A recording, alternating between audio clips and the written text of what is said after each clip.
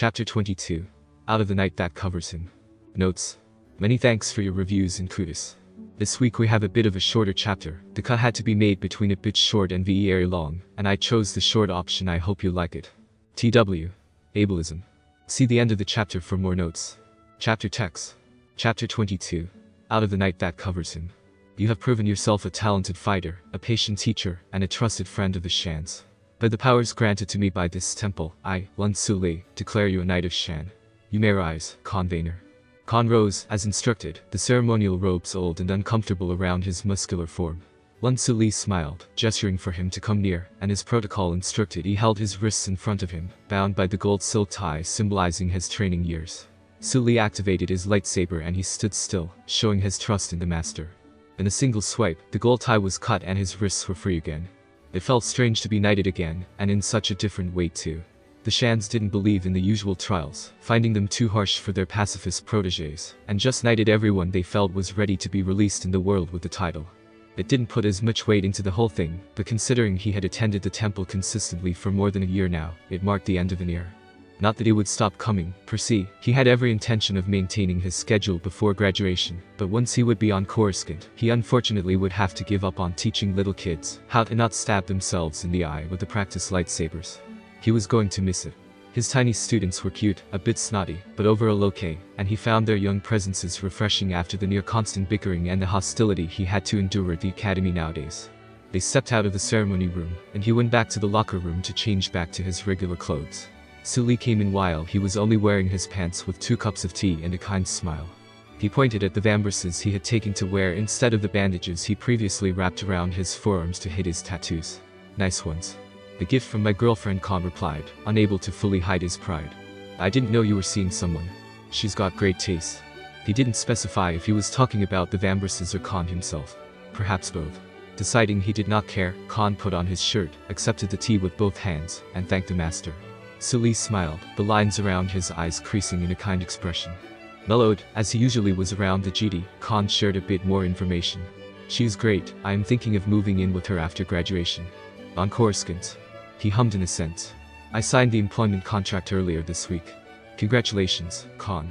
I am happy for you. And he really was. Suli wasn't the type to just utter empty words he didn't mean. Something warmed in his gut, making his throat feel tight and his mind fuzzy, and he identified it as a mixture of relief and affection. Some deep buried part of him had expected to be shunned for his relationship despite his knowledge of the Shans, and was relieved to be accepted and supported by his unofficial GD mentor at the temple. Thank you, master. He put a hand on his shoulder, warm and kind. You'll always be welcome here. Khan nodded, an unexpected wave of gratitude rising in his chest, and Lun Suli left, leaving him alone with his thoughts and his cup of tea. He downed the later pretty fast, nearly scorching his tongue with the burning liquid, and put the ceremonial robes in the laundry basket before leaving the temple to go home. It felt rather anticlimactic that he would use the remaining of his evening to summon a Sith spirit right after being knighted as a GD, but Khan's life was full of contradictions, and this one didn't particularly faze him. He ignored whispers from the few students that were standing outside the academy when he got to his speeder, used to it at this point. Just as Anya predicted, Jang and Ailey had started spreading wild rumors about his supposed involvement with Chairman Hill, Ailey claiming she had met a trustworthy source on Alderaan during the holidays that told her all the juicy details.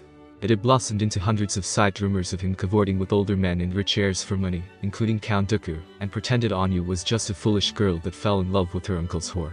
Lovely. At least he was no longer an autistic inbred peasant, so he guessed it was an improvement. Still, his initial interest for the creative jabs they were going to come up with had quickly died, replaced by sheer annoyance at the situation he had planned to worsen. He had known it was going to be stupid, mean, and relatively frustrating, but he hadn't planned for most of the students to actually believe and share the gossip. He didn't want to tell Anya about it, not so soon after their conflict, but he was starting to have some second thoughts about that whole concert plot of her. Ailey was fully pretending she had nothing to do with any of it in front of him, of course, spreading her lies in private and lamenting about his ruined reputation to his face. Yang had no such plans, and publicly mocked him each time he got the occasion, asking him how much money it would take for him to get on his knees for his group of friends, and making some rather crude comments about the state of his body parts. Khan had briefly considered using Jang's body parts in one of the most gruesome Sith rituals he had read about in the Sojourn's books, but it required some sort of blood drinking, and he didn't want any part of Jang near his mouth. It didn't stop the dark from leeching onto his aggressive emotions and somber mood, drinking them like fine nectar, while its whispers grew louder, begging him to let go, just once, Plague's ugly remnant whining in his ears every time he saw the boy's smug face. It had been easier to dull out the call for a time, after Thyrsus, but fighting with Anya had challenged him more than he would have expected, and he could tell his control over the dark side was not as pristine as it had once been. Deku was right, in a way, attachments were indeed dangerous for people like them. Entering his place right at sunset, he checked first that he had all the supplies Anya had recommended, and read again the schematics he had drawn before moving the furniture with the force, leaving a rather spacious empty space he could use for his ritual. He closed the blinds, plunging the apartment in darkness, and switched on the lights on the dimmest setting, while he installed everything. He placed the Telos holocron in the middle of his living room, and drew a large circle in salt, destined to keep the energies of the summoning inside of it, just in case the spirit wanted to take a walk and wreak some havoc. He then traced inside of the circle a triangle in black chalk, mixed in with peppers and spices to contain the holocron's negative powers, before writing some kitted runes with his own blood inside the first circle, setting clear intents and hopefully helping contact the one he was interested in, and not the other presences tied to the holocron. Ready, he turned off the lights and lit up 3 candles he had placed at each corner of the triangle, before repeating the somewhat lame incantation he had crafted 3 times. Chorikai Doryumi, YIR Saizichi wa Awadi. The blood runes illuminated as the holocron activated, the top separating from the base, the red crystal glinting under the light produced by the runes, before starting to glow itself, projecting the image of the being he wanted to interact with. Mask off, Rivan crossed his arms across his chest, looking at him with something akin to amusement sparkling in his dark eyes. You could just have opened the holocron and spoke with the gatekeeper I left in, instead of summoning me from the force. Someone warned me about using the holocron, and said it would not help me on my path, he replied with a tad of cheek. Rivan let out a sound that could have been a distorted, scary thunderous laugh. And you think I will? You have changed, Vader. The entity walked around the triangle, trying the black boundaries on the ground, and Khan felt satisfied when he seemed to be unable to move outside of it, the triangle sizzling but holding on. Smiling somewhat coldly, Rivan brushed his forearms with his fingers, and he shivered under the unnatural warmth. The gift from your witch, Rivan remarked with a hint of something he couldn't quite place. Want. Grief. Loss. Whatever it was gone in an instant. I've been trying to let go of my fears, he droned with a pointed look. The ancient Sith smirked. As touching as it is, I dare hope you didn't call me from my slumber to discuss your love life. I didn't. I was curious about the gifts you gave me. The vambraces were removed with a flick of Rivan's wrists, revealing the marks he had left on him during their first encounter, glowing with a strange dim purple light under his gaze. He looked solemn now, but a certain kindness that hadn't been there the first time remained. A key to my legacy, and a new destiny, Rivan said, his words ringing ominously in the force. Khan's mouth felt dry, his tongue heavy, but he had to know. Why? There cannot be 2 chosen one, Rivan replied, his eyes glinting oddly. So I'm a slave again, just to you this time, he retorted sharply. His disappointment felt sour in his throat and got him an icy glare from the ancient Sith. A whisper of pain bubbled in his stomach, reminding him cruelly of the torture session he was subjected to on Corbin. Khan flinched and wondered how protective his ritual preparations would be, since, in theory, he was also inside of the circle. Rivan cut his concerned train of thoughts with his powerful voice, echoing in his ears in an ethereal way. The great power comes with great responsibility, Vader, but no obligation. I doubt that you'll find comfort in selfishness, though. He let out a bitter laugh. So you gave me access to your powers and named me Sithari and what? Hoped that I would fulfill the prophecy. I didn't know you as the altruistic type. I gave you a choice, Rivan replied, his tone foreboding enough to drench his anger in icy unease. You seek balance and pretend to want to save the galaxy. Finding balance is your fight, and will always be. Providing means to reach peace, however, is well within my abilities. And what is the price? He replied after a moment of silence, his voice hoarse with conflicting emotions. I doubt going down this road would be without sacrifice. Rivan smiled coldly. Selflessness. Ask your witch, she knows what it takes to give you another chance. Khan had a horrible feeling that he already knew what Anya had paid to get them in the past, what she had sacrificed for his dreams and hopes. Would you have to match her sacrifice? He clenched his fists, and his muffled terror suddenly made the room very quiet. Rivan raised a brow, following his reasoning, and pointed at his heart, his finger nearly melting the fabric of his shirt. Why are you here, Vader? If it is really to save the galaxy, you will know which path to take. And if I don't take it, he whispered. You're the master of your fate. Farewell, Vader. A powerful gust of wind blew through his living room, scattering the salt and chalk, extinguishing the candles, and the holocron closed itself as Rivan disappeared. Khan sat down for a moment, staining his pants with his own blood, and frowned. Speaking to Rayvan was a bit like speaking like a very tall and much scarier version of Yoda, without the reverse speech, and the conversation left him puzzled. He had potential access to what he needed to save the galaxy, but could only gain that power if he renounced something important to him. Was saving the galaxy worth that much? If Anya already made that sacrifice, did it even matter that he still had the choice, since he wanted to stay with her? He had basically told him he could keep on with his life without caring too much if he chose to, but could he? He hadn't even been able to ignore the suffering of Anya's future rapist. How could he ignore the entire galaxy? He felt strange thinking that he pondered so much over a decision that he hadn't even taken the first time, letting things happen without caring much at all, and later screwing the entire world over it. In a daze, he cleaned up his mess and picked up the vambraces, deciding he might as well do some therapeutic tinkering to clear his mind a bit, but when he finally gave up and went to bed, he was still no closer to an answer. He was still thinking about it the next day during his session with Cassis, and decided he might as well bring up the issue to get some somewhat neutral advice, unwilling to involve Anya at that point, considering how tender the issue probably was for her. He had sent her a quick message the previous evening, confirming he was still alive and uninjured, but hadn't provided much insight into the content of the otherworldly encounter, and was glad that she hadn't pried. Hypothetically, if I had a choice to make between sacrificing something that will probably never be of any use to me, and get a chance to better the world, or not do it and keeping it, what should I do? The Iquani cast him a calculating glance and set down the datapad he was writing on before, probably some quick notes about the panic attack he had on Thyrsus, since they had revisited the event at the beginning of the session, heavily edited to look a lot less damning. Cassis knew he was hiding something. Clearly, he had seen his distress during their last sessions, and they had danced around it a couple of times, but Khan had remained silent about his big fight with Anya. He hadn't wanted to hear what the Iquani had to say about the nasty things he had thrown her way. He already knew it was wrong. He was lucky she had decided to forgive him, both for Thyrsus and for the following argument. If he had been in her position, he wasn't sure he would have been able to, and it made it somehow worse. She was a better person than him, and it showed. Anya had some insecurities towards his past relationship with Padme. She had hinted at it before, but she had never once used what she knew of Padme against him to try and bring him down. After their discussion in the bath they had shared on Sereno, she hadn't mentioned her again, not even during their fight. She had respected him, respected his past and his pain. He hadn't. He had crossed the line, invaded something she obviously wanted to keep private, something sensitive and painful. Anya had loved CommanderRak, maybe part of her still did, in spite of everything he had put her through, and it was none of his business. Turning his guests into a weapon hadn't allowed him to win anything, it had just hurt her. Once the anger had left him and he had stood alone in his apartment, panting and trembling and emotional, the hollow victory had faded, and shame had crept in. He could still feel it around his lungs, wet and ugly in his, each time he thought back on it. He didn't want to talk about it. Not to Cassis, not to Anya, not to anyone. Can you provide more context, Khan? He buried his earlier thoughts and shrugged. Selfishness against selflessness, renouncing potential fatherhood down the line to dedicate one's life to the galaxy. The Iquani hummed. GD doctrine, I suppose. Sort of, or not at all depending on one's perspective. Not that it mattered here. Yes. You have a partner, at the moment, what does she thinks about it? He looked up at the question, an answer on the tip of his tongue, but held back, and settled for the truth instead. She cannot have children, and I want to stay with her anyway, so I haven't asked her yet. It was not really about the GD, but he supposed the therapist didn't really need that information to provide insights, and, to be honest, he was a bit impatient to hear what he had to say about it.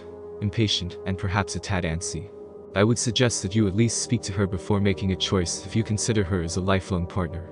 Having children is a mutual decision, and even if she is infertile, there are available methods to circumvent most obstacles to parenthood, if this is what you both want at some point down the line. As for your own choice in the matter, if it is a definitive one, I would advise against making it by assuming that since she cannot have children, it is an easy pick.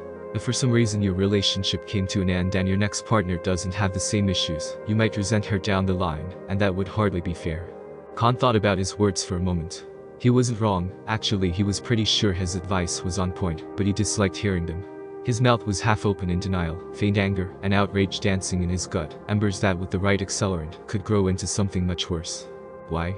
A faint shiver traveled up his spine, and he recognized the feeling. He was afraid. Afraid of triggering a nuclear reaction in Anya by dumping this on her, and mostly afraid of the consequences of his choice should he refuse the sacrifice. Selfishness would not bring him happiness, he knew that quite well now. It hadn't the first time after all, but taking the power out of fear felt wrong too. Was it selfish to do it for questionable reasons, or selfish not to? He ruminated on Revan's cryptic words again. The first time, he had said he came back to save the galaxy. It wasn't true. He wanted to come back to go on his personal redemption quest and create a better life for Anakin and the people he loved. And now, what did he want? What purpose was he willing to give his second chance at life? There were new people he loved now. Anya, Jared, Lun Sule, Anakin, and even Dooku, just a tiny bit. These new attachments joined his old painful ones. His mother, Luke, Leia, Padme, Obi-Wan, and Ahsoka, bonds he had betrayed in the worst way in his first life. He wanted to be with Anya, and he wanted for Anakin and the other people he loved to have a fair shot at life, without wars and without Sidious's shadow looming over them, working hard to hurt them with his sadistic ploys. Was it selfish?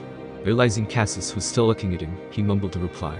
I will speak to her, and wait until I am sure before making the decision. It got him an approving nod. Very good. I think you will find it enlightening, and in general, taking some time usually helps one see clear. Furthermore, it is a hypothetical situation, he added with narrowed eyes, letting him know he wasn't convinced by his explanation, which means there is no rush to find your own answer.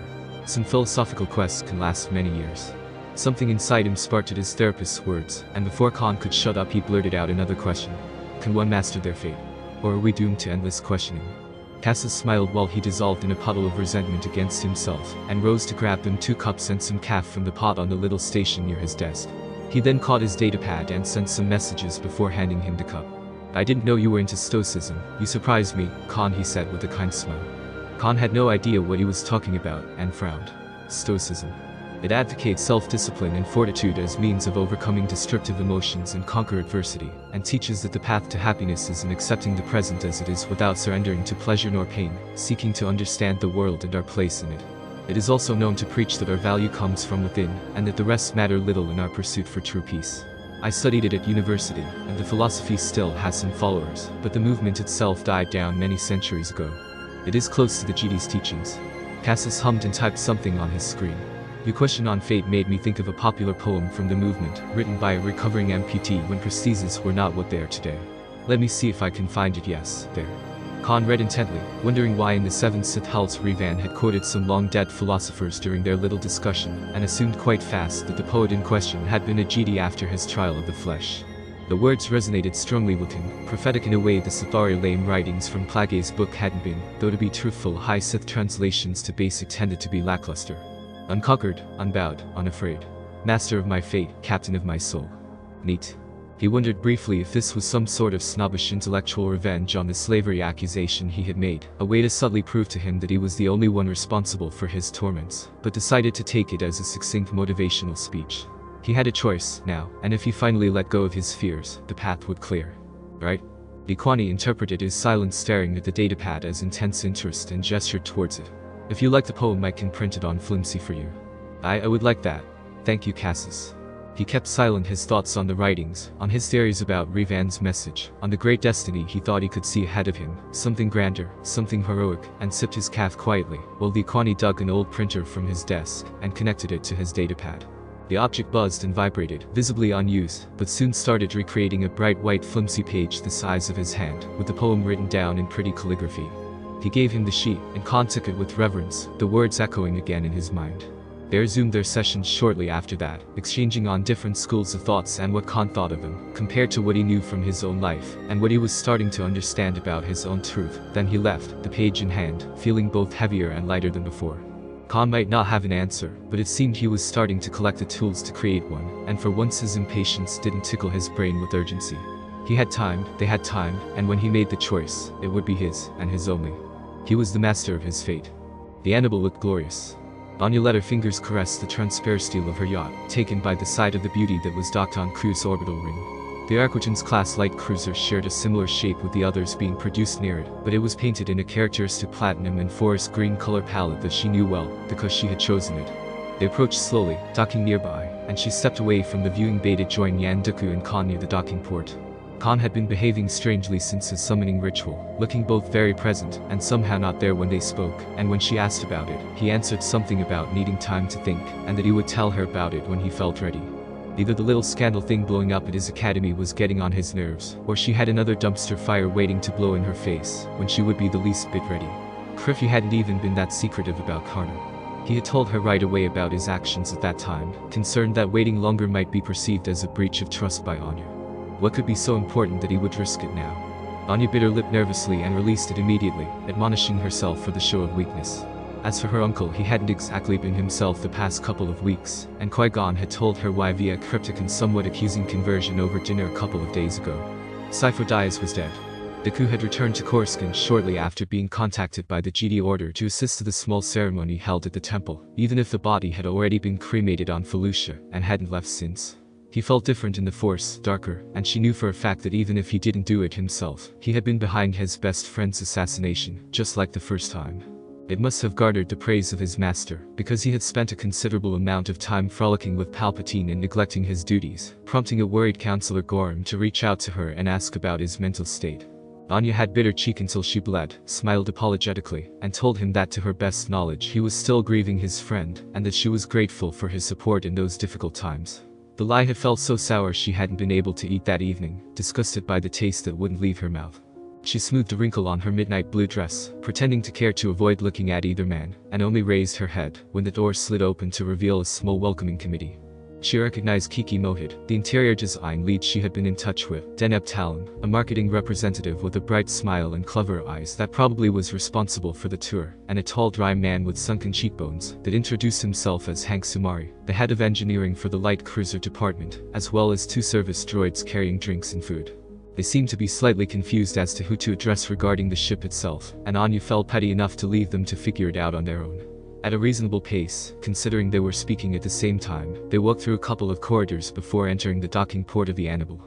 It smelled new, steely, and dangerous, and she instantly fell in love with the ship.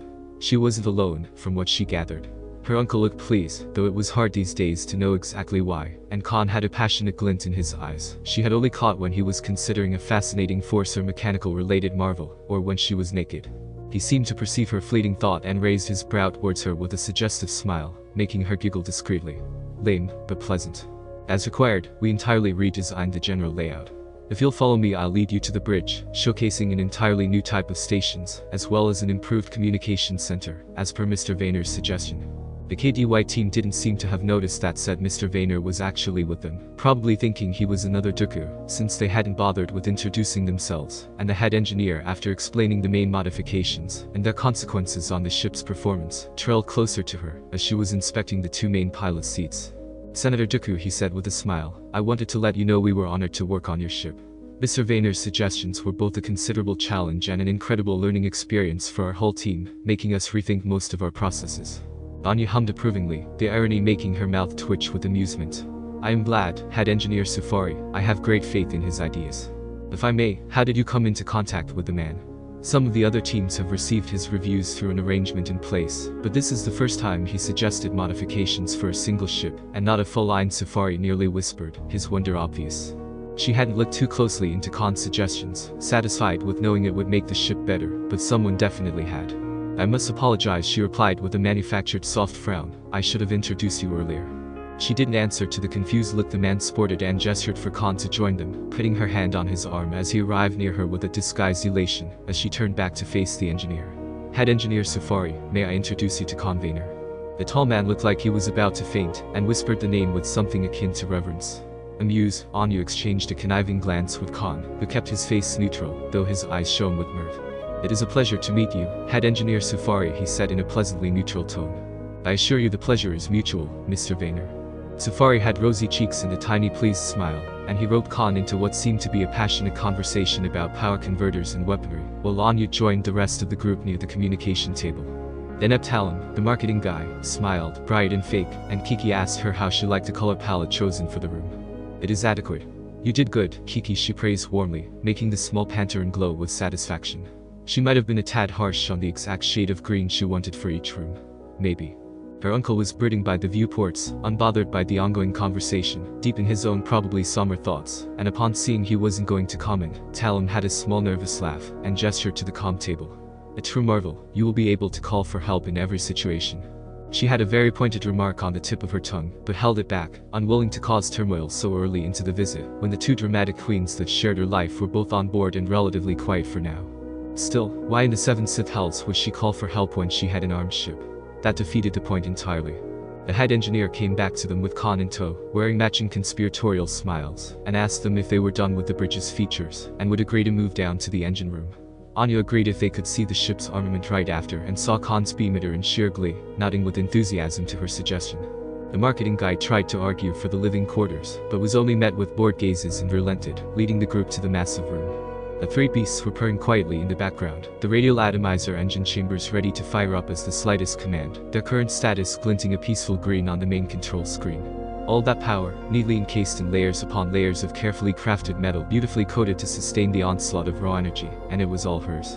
It had a fascinating quality that didn't leave Anya indifferent. The main room itself felt amazing, thrumming with possibilities, and she couldn't help but smile as all around her, the constant buzzing of the ship's mechanical life hummed softly, low and deep. Khan took over the main console and started to check some parameters right away, discussing in hushed tones with the engineer about top speed and maneuverability, and some type of fluid she didn't retain the name of. She left them to it and maneuvered her dress around the narrow paths leading to the different pieces, fingers grazing the metal as she went in a discreet blessing, while she whispered old prayers, imbuing them with the Force.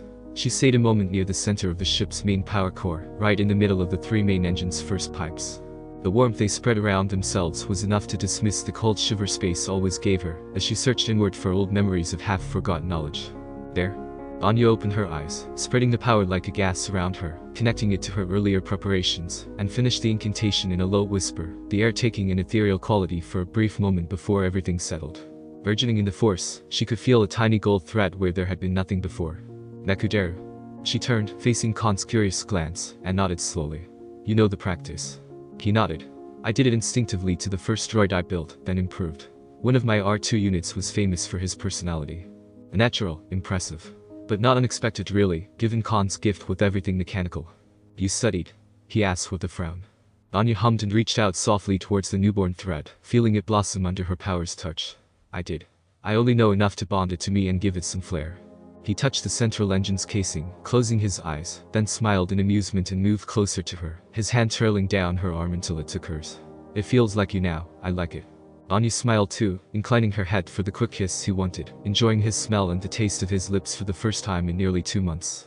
She leaned in, her hands finding his warm chest as he wrapped an arm around her waist, and a fiery fire set her heart aflame, as the bond flared to life, the Force flying around them like thousands of tiny sparks, buzzing with joy and affection.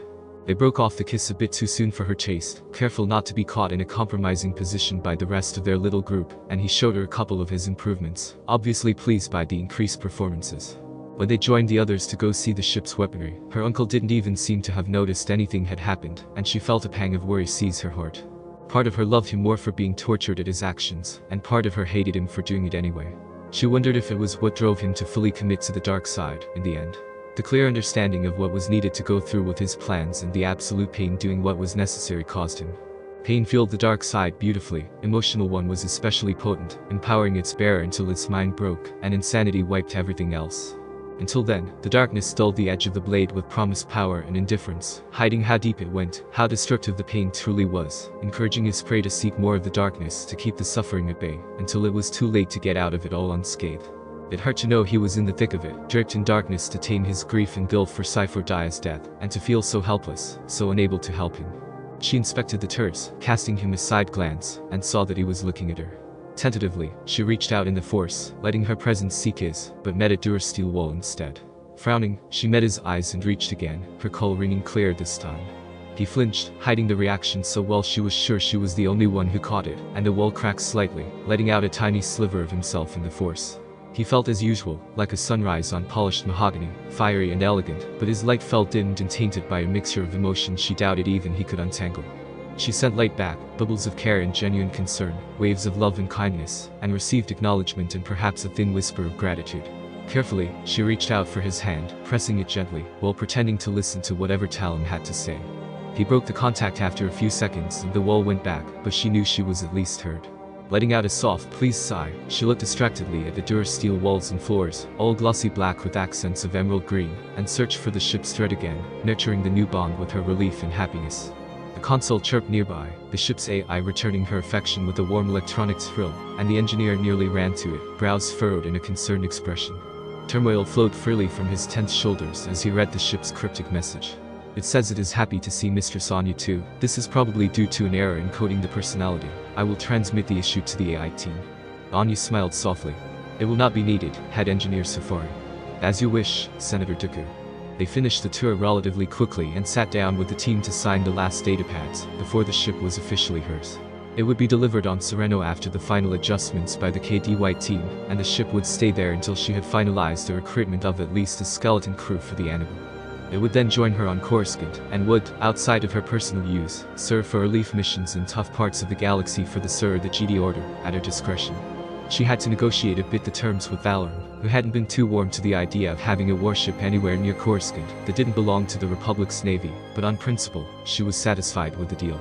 It would have been wrong to recruit an entire crew and rarely use the ship, and she was happy that the ship would be used for bettering the galaxy even outside of her direct influence. Saying a quiet goodbye to the ship, who biped in response, much to the head engineer's dismay, she greeted the KD team and followed her companions back to her yacht, taking in the warship's full form once more before they left Ku's orbital ring. They dropped Khan off first, Talorvin being quite close to Kud, and she left him with a passionate kiss that left her eager for more and dissatisfied, to not have obtained any answers regarding whatever existential crisis was currently plaguing him. At least he still wanted her. She supposed it was as good of a reassurance as she was going to get. They took off again soon after, jumping to hyperspace 2 times before Coruscant finally appeared, the city planet shining prettily even from space. The trip had been mostly silent outside of a few discussions on Sereno's current affairs, and now that they came closer to Coruscant, she could feel him closing off again, his presence steely and unapproachable. Careful not to surprise him, she took his hand right before they left the yacht on the Senate pad, pulling him softly in a warm embrace. He stood stiff in her arms at first, unyielding, and she was just about to back off, hoping she hadn't offended him when he returned her affection. His arms were trembling around her back, but she didn't point it out, enjoying the feeling of safety that always came with his proximity. She wanted to say 1,000 things, but none would be well received, so she settled for a platitude. "Don't be a stranger." He kissed her forehead, his grey beard soft against her skin, and she was nearly sure she heard him thank her softly as he broke off the embrace, greeting her briefly before heading off to his speeder. She stayed on the ramp for a moment, teeth clenched to repress her tears, then headed to her own speeder, smiling at Gregor as he opened the door for her. Officer Finn was a lanky, tired, middle-aged man with impressive dark circles, wrinkles from frowning too often, and a surprisingly crisp uniform. He greeted Qui-Gon Jinn with a tight smile and a firm gesture towards the office he had just come out of and welcomed him in the small, cramped room. There was a strong smell of fresh calf, very organized datapads sitting on a glass desk stained by various shapes of mugs, and a large screen that he supposed was usually used to project various pieces of evidence connected to a case. Qui-Gon was a GD, but right now he was a visitor, and so the screen was politely turned off. "What can I do for you, Master GD?" Finn asked once they were both seated in the synth leather chairs with warm calf in front of them. Qui-Gon touched his cup and recoiled at the heat. His first sip would wait if he wanted to keep his tongue. "I've been made aware by a contact of a series of crimes on Coruscant, but the police droids were unable to find a corresponding case." "Stupid tin cans," the man muttered before taking a large gulp out of his steaming cup. Qui-Gon felt his nerves quiver in imaginary pain at the sight. "Can't do a damned research on their own. Resources optimization." He paused right on time and narrowed his eyes. "Can you give me any specifics?" Qui-Gon nodded. "The victims were all either criminals or linked to a crime syndicate. The murders started last year, I suppose. No weapons of choice, no witnesses, but similar enough to point towards a single killer." Finn let out a deep, exhausted sigh. "The vigilante. Disturbing acts, yes, disturbing." The officer rose, his hips and knees popping ominously, and walked towards the wall, turning the screen back on. He searched through his datapad pile for a moment, humming in frustration, until he found the right one. He connected it to the screen and opened a nondescript folder. Crime scenes appeared under Finn's bored gaze and Qui-Gon's curious one. The officer swirled his fingers on the datapad, and they all were sent to the borders of the screen, as pictures and reports took the center stage. Finn went to pour himself another calf, and Qui-Gon wondered distractedly if the man even slept sometimes. "As you can see, whoever killed those people has been prolific. Is an investigation ongoing?" "No." The man took another, probably boiling sip, and pointed at one of the reports. "Those cases were all closed without further action. They haven't been officially linked together, either, and were rolled as infighting between syndicates." Qui-Gon frowned. "Infighting?" The officer shrugged. "It is frequent enough, and lower-level cases are all handled by the tin cans. Resources optimization," he finished with a sour smile, nostrils flared in disgust. The Force shivered playfully, and Qui-Gon felt there was something to be gained from this line of discussion. He listened to Finn's monologue on the Coruscanti police, and its slow decline, as droids took over every position freed by organic officers, humming approvingly at the right moments while he looked at the scenes and reports. It matched X's intel and what Qui-Gon had managed to gather up until now, and it also contained a trove of information he itched to gain access to. The disposition of the bodies, the symbols left near the scene, all those details were new, and all pointed towards Qui-Gon's hypothesis. The Darksider was having his own twisted version of fun in Coruscant's less reputable neighborhoods, and he most likely had ulterior motives for the nearly ritualistic killings. What caught the GD's attention? I am not aware of any incoming Senate court mandate related to these cases, Finn finally asked, his pale cheeks reddened by his recent bout of anger. He looked relatively satisfied. Qui-Gon supposed he didn't often have the opportunity to vent about his working condition to an organic sentient. I am looking into this matter on my own. If I find compelling elements, I'll present the case to the council. Finn frowned. A rogue investigation. That's unusual. He sighed, rubbing his nose bridge with an affected expression he knew worked well on other humans. Unfortunately, without a Senate court mandate, I wouldn't gain access to any file. The officer smirked deviously, eyes glinting with mirth, and he could tell his plea was heard. The man seemed to share his disdain for any sort of stupid regulations, and soon found a solution to his problem. Without a Senate court mandate for GD intervention, I cannot give you any details on active cases, that's true. Fortunately, non-classified closed cases aren't concerned by this limitation, and can be accessed by a GD if needed. Qui-Gon smiled back. It would be a great help, Officer Finn. I can't provide any resources, only the case's files, and it is not without risk if you intend to investigate on your own demand warrant. Understood.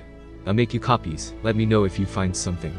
Qui-Gon nodded and finally grabbed his cup while Finn prepared the files.